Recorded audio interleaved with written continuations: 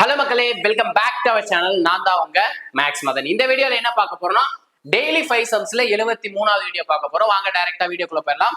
நமக்கான first question பாத்தீங்கன்னா profit and loss அப்படின்ற டாபிக்ல இருந்து கொண்டு வந்திருக்கோம். என்ன கொடுத்திருக்காங்க? ராமன் துணி துவைக்கும் இயந்திரத்தை 13,500 ரூபாய்க்கு வாங்கினார். அதாவது அவரோட வாங்கிய விலைங்கிறத நான் 100% எடுத்துக்குவேன். ஸோ 100%ங்கிறது அப்ப வாங்கிய விலை எவ்வளோ? 13,500 ரூபாய் எழுதிக்கலாம். ஓகேங்களா? நெக்ஸ்ட் என்ன சொல்றாங்க? இதனை 12% நஷ்டத்திற்கு விற்றார். அதாவது நமக்கு காஸ்ட் பிரைஸ், அதோட ஒரிஜினல் பிரைஸ்ங்கிறது 100%. அதை விட கம்மியா போனாதான் நமக்கு நஷ்டம் ஏற்படும். எவ்வளவு சதவீதம் நஷ்டம் சொல்லியிருக்காங்க? 12% சொல்லியிருக்காங்க. சோ நமக்கான ஒரிஜினல் பிரைஸோட காஸ்ட் பாத்தீங்கன்னா 100%. அதுல இருந்து 12% மைனஸ் பண்ணிட்டா நமக்கு எவ்வளவு சதவீதத்துக்கு வித்திருப்பாரு அப்படின்றது தெரிஞ்சிடும். இப்போ 100ல இருந்து 12 மைனஸ் பண்ணும்போது என்ன கிடைக்கும்? 88% கிடைக்கும். சோ அந்த 88%தோட அமௌண்ட் என்ன, விற்பனை விலை என்ன, அதாவது எஸ்பினா செல்லிங் பிரைஸ்ன்னு சொல்லுவாங்க இங்கிலீஷ்ல, விற்பனை விலை என்ன அப்படின்றதான் கேட்டிருக்காங்க. ரொம்ப சிம்பிள். கிராஸ்ல இருந்தா மல்டிப்ளை பண்ணும், மீதி எந்த சைட்ல வேணாலும் சிம்பிளை பண்ணிக்கலாம். 100ஐயும் 13,500ல இருக்க 2 ஜீரோவையும் கட் பண்ணிட்டு 88ஐயும் 135 மல்டிப்ளை பண்ணா நமக்கான செல்லிங் பிரைஸ்ங்கிறது கிடைச்சிடும். இங்க ஏன் சார் 12 இருக்கு ஆனா நீங்க 88 போட்டிருக்கீங்கன்னா நமக்கு செல்லிங் பிரைஸோட காஸ்ட் தான் கேட்டிருக்காங்க. எவ்வளவு அமௌண்ட் நஷ்டம் ஆச்சுன்னு கேட்கல. ஓகேங்களா? அதனாலதான் நம்ம 100ல இருந்து 12% குறைச்சிருக்கோம். அப்ப 135 88ஆல மல்டிப்ளை பண்ணுங்க. 8ஆல மல்டிப்ளை பண்ணிட்டு அதை அப்படியே ரிவர்ஸ்ல எழுதிக்கலாம், டபுள் டைம் எழுதிக்கலாம். 5 × 8 40க்கு 0 பேலன்ஸ் 4. 3 × 8 24, 24 plus 4 28க்கு 8 balance 2. 1 × 8 8, 8 பிளஸ் 2 10ன்னு கிடைக்குங்க. சோ ஒரு ஃபேக்டர் விட்டுட்டு சேம் அதே நம்பரை ரிவர்ஸ்ல எழுதிருங்க, அப்படியே எழுதிருங்க 0 1. அப்ப ஆட் பண்ண என்ன கிடைக்கும்? 0 8 8 11 அப்படின்றது கிடைக்கும். சோ இதை எவ்வளவு பிரைஸுக்கு வித்திருக்காரு? 11,880 ரூபாய்க்கு இந்த பிரைஸுக்கு வித்திருக்காரு. ஓகேங்களா? அந்த துணி துவைக்கும் இயந்திரத்தை வந்து 11,880 ரூபாய்க்கு வித்திருக்காரு. ரொம்பவே சிம்பிள் தான். நமக்கான அடுத்த கொஸ்டின் பார்ப்போங்க. நமக்கான இரண்டாவது கொஸ்டின் பாத்தீங்கன்னா ப்ராபபிலிட்டி அப்படின்ற டாபிக்ல இருந்து கொண்டு வந்திருக்கேன். என்ன கொடுத்திருக்காங்க? ஒரு சீரான பகடையை உருட்டும் பொழுது, அப்போ ஒரே ஒரு பகடையை நம்ம உருட்டினோம்னா நமக்கு என்னென்ன நம்பர்லாம் கிடைக்கும்? 1 2 3 4 5 6 6 நம்பர் வரைக்கும் தான் நமக்கு ஒரு பகடை உருட்டும் போது கிடைக்கும். அதுல என்ன கேட்டிருக்காங்க? ஒரு இரட்டை எண், அதாவது ஈவன் நம்பர் கேட்டிருக்காங்க. இதுல என்னென்ன ஈவன் நம்பர்லாம் இருக்கு? 2 4 6ன்ற ஈவன் நம்பர் இருக்கு. அல்லதுன்றப்போ ஆட் பண்ணிக்கணும்னு அர்த்தம். 3ன் மடங்குன்னு கேட்டிருக்காங்க. 3ஓட மடங்குங்கிறது எது? 3 6 அப்படின்றதா 3ஓட மடங்கு. அதாவது 3யோட மல்டிபிள் என்ன அப்படின்றது கேட்டிருக்காங்க. 3 6 அப்படின்றதா மல்டிபிள். நல்லா நோட் பண்ணி பாருங்க. இந்த இடத்துல 2 டைம் 6 கவுண்ட்டுக்கு எடுத்திருக்கோம். சோ இதுல கவுண்ட்டுக்கு எடுத்துக்கணும்னு அவசியமே இல்ல. அப்ப மேல எத்தனை நம்பர் இருக்கு? 3 நம்பர் இருக்கு. கீழே வந்து ஒரு நம்பர் இருக்கு. ஏன்னா நம்ம ஆல்ரெடி 6 வந்து கவுண்ட்டுக்கு எடுத்துட்டோம். அதனாலதான் நான் இதுல எடுக்கல. நமக்கு மொத்த நிகழ்வு அப்படிங்கிறது பாத்தீங்கன்னா 6. ஒரு டைஸ் உருட்டுறப்போ 6 பாசிபிலிட்டிஸ் தான் எடுக்க போகுது. நம்ம கேட்ட கொஸ்டினுக்கு என்ன வந்திருக்கு? 3 + 1 4ன்ற நம்பர் வந்து கிடைச்சிருக்கு. சோ இதை சிம்பிளை பண்ணீங்கன்னா நமக்கான ஆன்சர் 2 × 2 4, 3 × 2 6. அப்ப நமக்கான ப்ராபபிலிட்டி பாத்தீங்கன்னா 2/3 அப்படின்றதான் இந்த கொஸ்டினுக்கான ஆன்சர். ரொம்பவே சிம்பிள் தான். நமக்கான அடுத்த கொஸ்டின் பாத்துருவோங்களா? நமக்கான தேர்ட் கொஸ்டின் பாத்துருவோங்க. தேர்ட் கொஸ்டின் பாத்தீங்கன்னா பெர்சன்டேஜ் அப்படின்ற டாபிக்ல இருந்து கொண்டு வந்திருக்கோம். சதவீதம் அப்படின்ற டாபிக்ல இருந்து கொண்டு வந்திருக்கோம். என்ன சொல்லியிருக்காங்க? 36 வினாடி என்பது ஒரு மணியில் எத்தனை சதவீதம் கேட்டிருக்காங்க. சோ நமக்கு இதுல பெரிய நம்பருங்கிறது என்ன? ஒரு மணி. அதை நான் 100% வச்சுக்கிறேன். அப்ப நமக்கான 100%ங்கிறது பாத்தீங்கன்னா 1 ஹவர். 1 ஹவரை வந்து நான் மினிட்டுக்கு மாத்துறேன். ஏன்னா நமக்கு கேட்டிருக்கிறது எதுல கேட்டிருக்காங்க? செகண்ட்ல கேட்டிருக்காங்க. சோ 1 ஹவரை வந்து நான் செகண்டுக்கு கன்வெர்ட் பண்ணும். செகண்டுக்கு கன்வெர்ட் பண்றதுக்கு முன்னாடி ஃபர்ஸ்ட் நம்ம ஹவர்ல இருக்கிறத மினிட்டுக்கு கன்வெர்ட் பண்ணும். மினிட்ல இருக்கிறதா நம்ம செகண்டுக்கு கன்வெர்ட் பண்ண முடியும். 1 ஹவர்ங்கிறது எவ்வளவு நிமிடங்கள்? 60 நிமிடங்கள் தான் 1 மணி நேரம். ஒரு நிமிஷத்துக்கு எவ்வளவு செகண்ட் இருக்கும்? 60 செகண்ட் இருக்கும். சோ 60 நிமிஷத்துக்கு எவ்வளவு செகண்டா மாறிடும்? 60 × 60 அப்படின்ற மாதிரி மாறிடும். சோ 36 வினாடிக்கு கேட்டிருக்காங்க. 36 வினாடிக்கு எவ்வளவு சதவீதம் அப்படின்றது நமக்கு தெரியாது. சோ இதை சிம்பிளை பண்ண நமக்கு ஆன்சருங்க. கிராஸ்ல இருந்தா மட்டும் மல்டிப்ளை பண்ணும். இது எந்த சைட்ல வேணாலும் சிம்பிளை பண்ணிக்கலாம். 100ல இருக்க 2 ஜீரோவையும் 60ல இருக்க 2 ஜீரோவையும் கட் பண்ணி விட்டுறேன். 6 மல்டிப்ளை பண்ணா கிடைக்கும்? 36ன்னு கிடைக்கும். சோ 36 36 கட் பண்ணிட்டா நமக்கு பேலன்ஸ் என்ன மட்டும் தான் இருக்கும்? 1 மட்டும் தான் இருக்கும். அப்ப 36 வினாடிங்கிறது 1 மணி நேரத்துல எவ்வளவு சதவீதம்?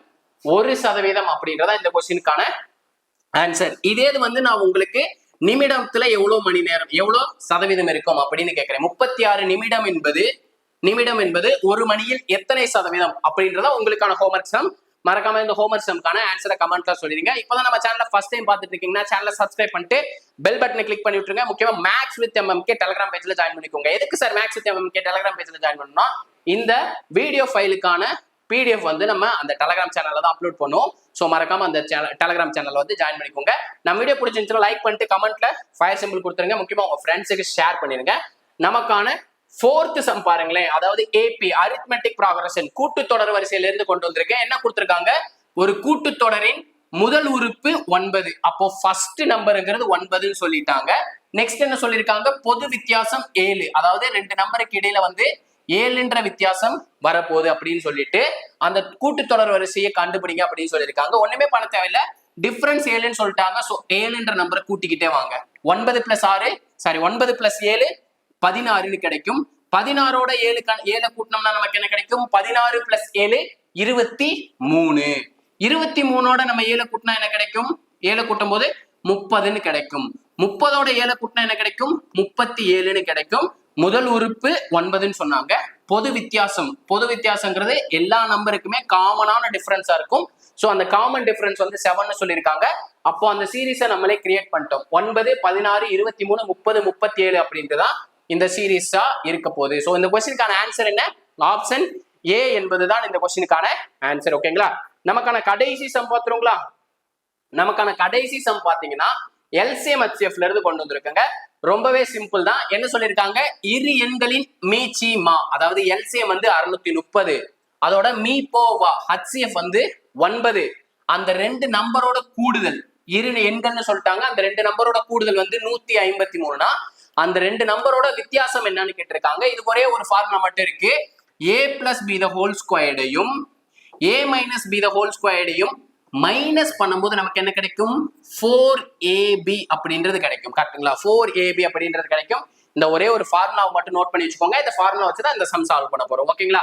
நமக்கு 2 நம்பரோட பெருக்கல் பலன் அப்படிங்கிறது, 2 நம்பரை ப்ராடக்ட் பண்ணோம்னா அது எதுக்கு ஈக்குவலா இருக்குன்னா எல்சிஎம்மையும் ஹெச்சிஎஃப்ஐயும் பெருக்கிறதுக்கு ஈக்குவலா இருக்குங்க. ஓகேங்களா? அப்ப 2 நம்பரோட ப்ராடக்ட் நமக்கு தெரியாது, ஆனா எல்சிஎம் தெரியும் 630, ஹெச்சிஎஃப் தெரியும் 9. அப்ப நம்ம ஏபிக்கு பதிலா என்ன சப்ஸ்டிட் பண்ணிடலாம்? 630 × 9 இந்த இடத்துல சப்ஸ்டிட் பண்ணிடலாமா? வச்சுக்கலாம். நெக்ஸ்ட் என்ன சொல்லியிருக்காங்க? 2 நம்பரோட கூடுதல் வந்து 153ன்னு கேட்டிருக்காங்க. So 153 the whole square. நமக்கு என்ன கேட்டிருக்காங்க? அந்த 2 நம்பரோட வித்தியாசம் கேட்டிருக்காங்க. ஸோ இங்க இருக்க -a + b the whole square அங்கிட்டு கொண்டு போயிடுறேன். அப்போ பிளஸ்ல மாறிடும். இங்க இருக்க +4ab ஈக்குவல் டு இன்சைட் வரும்போது என்ன மாறிடும்? -4ab மாறும். 4 × ab யோட வேல்யூ என்ன கண்டுபிடிச்சிருக்கோம்? 630 × 9 அப்படின்றது கண்டுபிடிச்சு வச்சிருக்கோம். Equal to a - b the whole squared. ஓகேங்களா? a - b the whole squared. ஓகேங்களா? ரொம்பவே சிம்பிள் தான். 153யோட சாரி இங்க கியூப் போட்டோம் பாத்தீங்களா? 153யோட ஸ்கொயர் தான் நம்ம கண்டுபிடிக்கணும். எப்படி சார் கண்டுபிடிக்கிறது அப்படின்னா தனித்தனியா எழுதிக்கோங்க. லாஸ்ட்ல ஒரு டிஜிட் இருக்கு பாத்தீங்களா? அதை அப்படியே தனியா ஸ்கொயர் பண்ணுங்க. 09. இந்த 15 2 நம்பரை சேர்த்து ஸ்கொயர் பண்ணுங்க. 225. நெக்ஸ்ட் இந்த 2 நம்பரை மல்டிப்ளை பண்ணுங்க. 13 × 5 45. அந்த 45 அப்படியே டபுள் ஆக்கிடுங்க. 45 டபுள் ஆக்கினா என்ன கிடைக்கும்? 90ன்னு கிடைக்கும். சோ அதை அப்படியே ஆட் பண்ணிருங்க. சோ அப்படியே ஆட் பண்ண நமக்கு என்ன கிடைக்க போகுது? நமக்கு என்ன கிடைக்கும்? ரொம்பவே சிம்பிள் தான். ஆட் பண்ணுங்க. 9 0 9 + 5 14க்கு 4 பேலன்ஸ் 1 2 + 1 3 2ன்றத அப்படியே வந்துருங்க. அப்போ 153ஓட ஸ்கொயர் வேல்யூ பாத்தீங்கன்னா 23409ன்னு கிடைச்சிருக்கு. அதை அப்படியே வச்சுக்கலாம். 23409 மைனஸ் 4 × 9 36. அப்போ 36யும் 630 மல்டிப்ளை பண்ணோம். நான் 63ஆல மல்டிப்ளை பண்ணிட்டு லாஸ்ட்ல 0 சேர்த்துக்கிறேன். 6 × 3 18. 6 × 3 18க்கு 8 பேலன்ஸ் 1. 6 × 6 36. 36 + 1 37. ஒரு ஃபேக்டர் விட்டுட்டு 3ஆல மல்டிப்ளை பண்ணலாம். 3 × 3 9. 3 × 6 18. சோ அப்படியே ஆட் பண்ணுங்க. 8 9 + 7 16க்கு 6 பேலன்ஸ் 1. 8 + 4 12 பேலன்ஸ் 1. அப்ப 2268 கிடைச்சிருக்கு. நமக்கு ஒரு 0வை சேர்த்துக்கலாம். ஏன்னா நமக்கு 630 அப்படின்ற நம்பர் தேவை. சோ அப்ப ரெண்டுத்தையும் மல்டிப்ளை பண்ணும்போது நமக்கு என்ன கிடைக்குது? 22680 அப்படின்ற நம்பர் கிடைக்குது.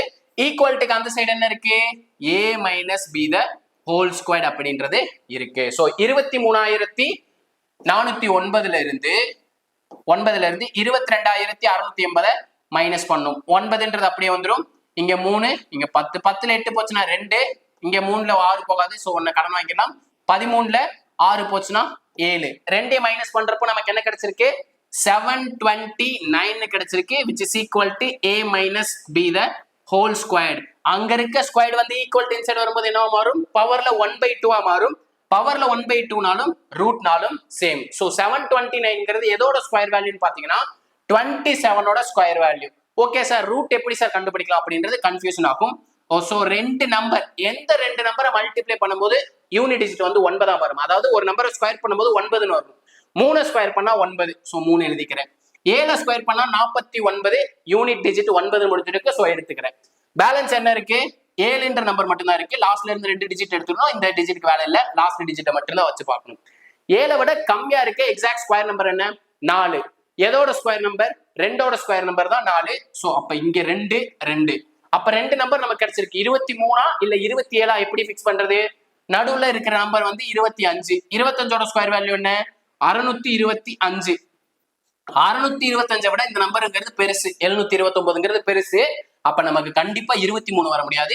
27 என்பதுதான் இந்த கொஸ்டினுக்கான ஆன்சர். ஓகேங்களா இந்த ஒரு ஃபார்முலா தெரிஞ்சுன்னா போதும் ஈஸியா அப்ளை பண்ணிடலாம். நான் வீடியோக்காக நான் பொறுமையா சொல்லியிருக்கேன். நீங்க சால்வ் பண்றப்போ ஒரு நிமிஷத்துக்குள்ள சால்வ் பண்ணிடலாம். ஈஸி தான் ரொம்ப ஈஸி தான். ஓகேங்களா அப்போ இந்த கொஸ்டினுக்கான ஆன்சர் பாத்தீங்கன்னா 27 என்பதுதான் இந்த கொஸ்டினுக்கான ஆன்சர். ஓகேங்களா இன்னைக்கான 5 சம் அவ்வளவுதாங்க. பட் இந்த கொஸ்டின் பாத்தீங்கன்னா ரீசெண்ட் எக்ஸாம்ல கேட்டிருக்காங்க. இன்னைக்கு கூட நம்ம ஸ்டூடெண்ட் ஒருத்தவங்க இதே கொஸ்டின் அனுப்பிச்சு இது எப்படி சார் சால்வ் பண்ணணும்னு கேட்டிருந்தாங்க. அவங்களுக்கு இதே வீடியோவை நம்ம ஷேர் பண்ணிடலாம். ஓகேங்களா நம்ம வீடியோ பிடிச்சிருந்தா லைக் பண்ணுங்க, ஷேர் பண்ணுங்க, கமெண்ட் பண்ணுங்க. முக்கியமா உங்க ஃப்ரெண்ட்ஸுக்கு ஷேர் பண்ண மறந்துடாதீங்க. இதே மாதிரி அடுத்த ஒரு பார்ட்டுடன் சந்திக்கிறேன். அதுவரை உங்களிடமிருந்து விடைபெறுவது நான் உங்கள் மேக்ஸ் மதன். தேங்க்யூ.